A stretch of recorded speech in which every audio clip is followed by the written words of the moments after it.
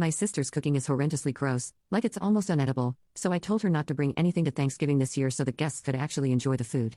She's bringing her special recipes to Thanksgiving anyway. Every year, our family does a big Thanksgiving dinner, and we all typically bring a dish or two.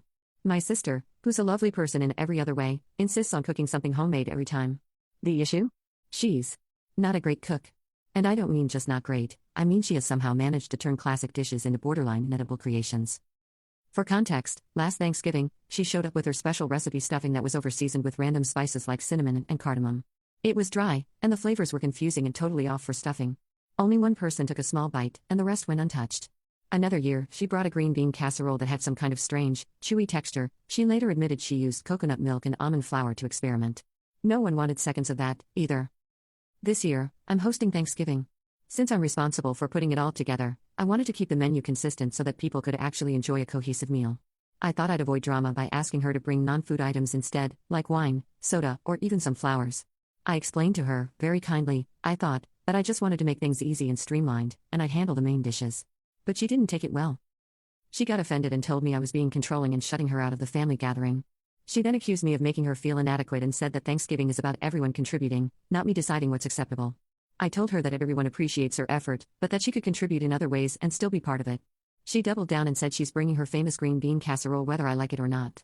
Now, my mom and a couple of other family members have chimed in, saying I should just let her bring whatever she wants because it's Thanksgiving and it's the thought that counts. They're acting like I'm committing some huge offense by wanting the food to be enjoyable for everyone and not have random experimental dishes that no one will eat. But I feel like I'm just trying to keep the meal enjoyable and, frankly, edible. I don't think it's wrong to want guests to actually enjoy the food, especially since I'm putting in a lot of effort to host. Am I really being unreasonable here? Am I a jerk?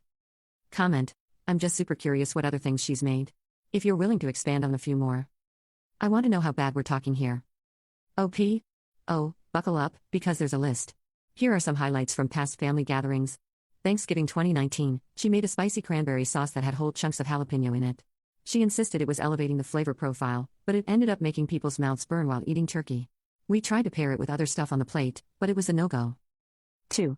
Christmas 2020, she brought a fusion mac and cheese with wasabi and horseradish mixed in.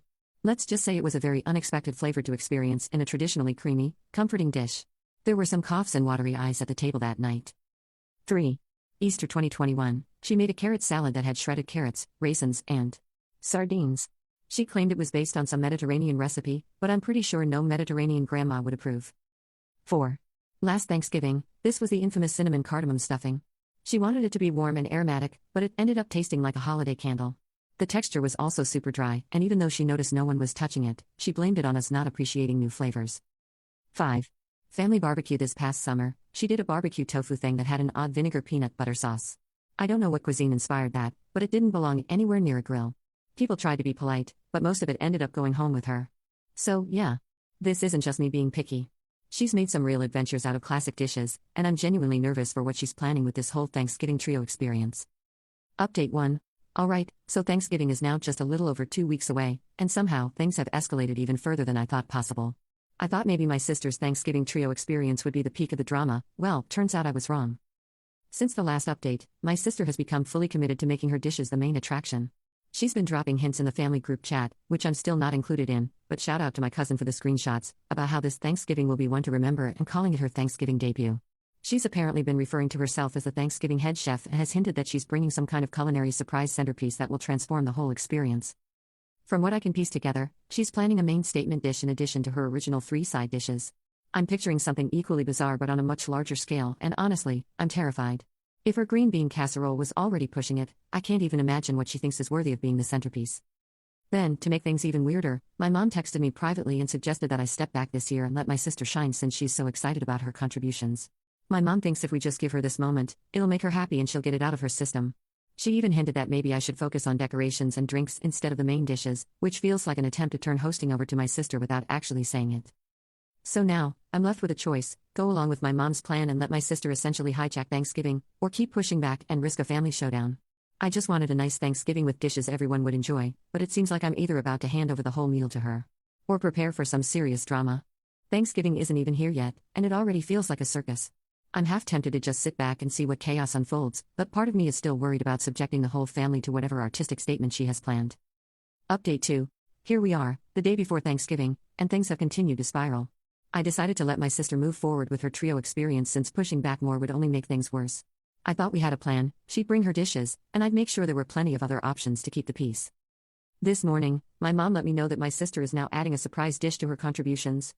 She's been very secretive about what it is, which has everyone nervous after her past attempts. My mom thinks it's sweet that my sister is putting in so much effort, but a few other family members are not as optimistic. My cousin texted me privately asking if I had backup food ready, and my dad casually mentioned bringing extra rolls, just in case. At this point, I've decided to stick with the plan and let her have her moment. I'll still have a few traditional dishes on hand so no one goes hungry.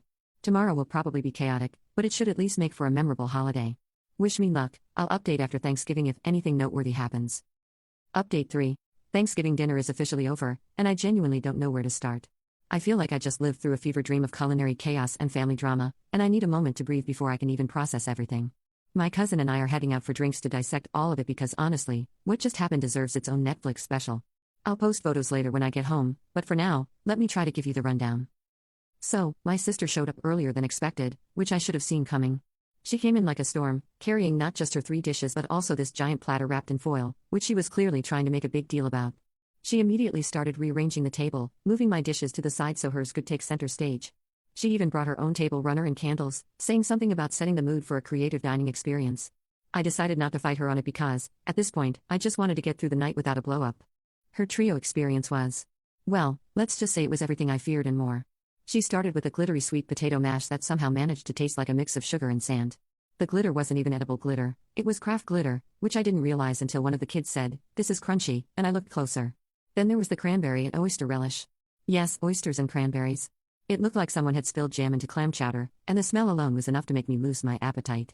Finally, she brought a pumpkin curry casserole that had raisins in it for some reason and this weird fishy smell that clung to the air for way too long.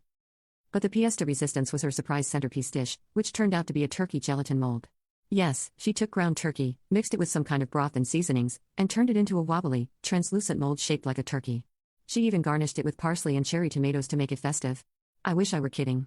The entire table went silent when she unveiled it, except for my cousin, who immediately started coughing to cover up what I'm pretty sure was a laugh. Things hit their peak when my mom, who has been defending her this entire time, took one bite of the gelatin mold and just froze. She didn't say anything, but you could see the regret on her face. My sister, noticing the lack of enthusiasm, decided to go on this long speech about how Thanksgiving food is too boring and how she's trying to challenge our palates.